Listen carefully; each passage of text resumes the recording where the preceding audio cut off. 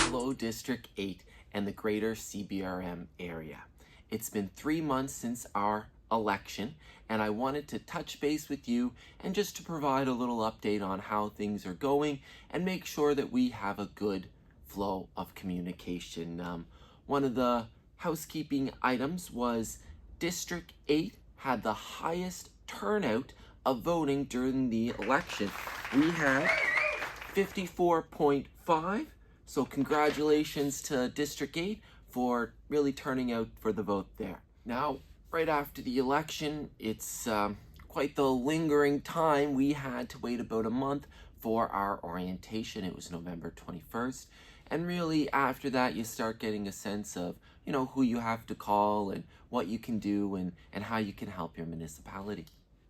And after that, it was right to work. And in my opinion, thanks to Mayor Clark's leadership, we were really able to come in with a clean slate. All previous issue papers got rescinded, and we have a performance audit coming up thanks to the province. Eldon McDonald became our deputy mayor. The rest of December was dealing with some protective service issues, some corporate service issues, and of course some planning issues. In January, it was right back to work. We updated our corporate credit policy, we reviewed our travel and reimbursement expense policy, and we also passed a motion to sell a piece of land up in reserve for a P6 elementary school. So we're all very hopeful that everything goes well in regards to that project. We also went through the nominating process for our committees, and I'm very excited to be part of the Accessibility Advisory Committee, as well as now the Nova Scotia Solid Waste Regional Management Chair. I also wanted to have a quick note about real estate, and just so you hear directly from me, I'm a full-time counselor and a part-time real estate agent, which means coming up on my Facebook and various social medias, I will have to promote different properties for my clients. And I just want the community to, understand that though I am posting things about the municipality, that my Facebook will also have a real estate side to it. One of the other issues I wanted to address head on was the plowing of provincial roads. Now, from our first few storms, I've got countless calls about when and how the roads get plowed.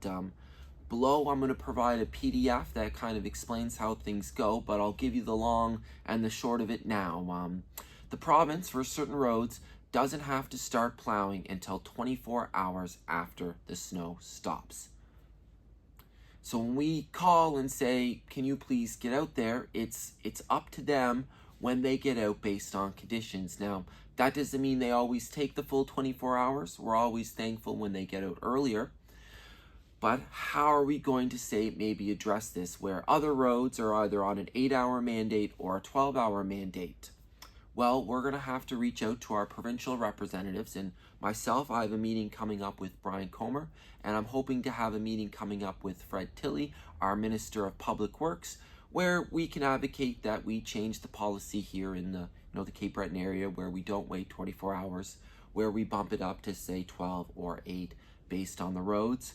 Now, this would be most likely a budgetary line item, which means the provincial government will, have to provide more funding for the area for these services. So I'm hopeful with our new provincial government that that's something we're going to be able to do. So if you're talking to your provincial representative, please ask them to, help us, move our mandate from 24 hours to 12 hours. Coming up in the rest of January, we're going to have our audit, and of course we have budget deliberations coming up. So over the next few months, it's going to be very busy at CBRM. Now, if you wanted to reach out to me about a CBRM matter, I would ask you be so kind to email my CBRM email. That way we both have a record of what was asked, and I'm able to, address your concerns in a timely manner. If it's an emergency, please give me a call and we'll start doing things as soon as we can.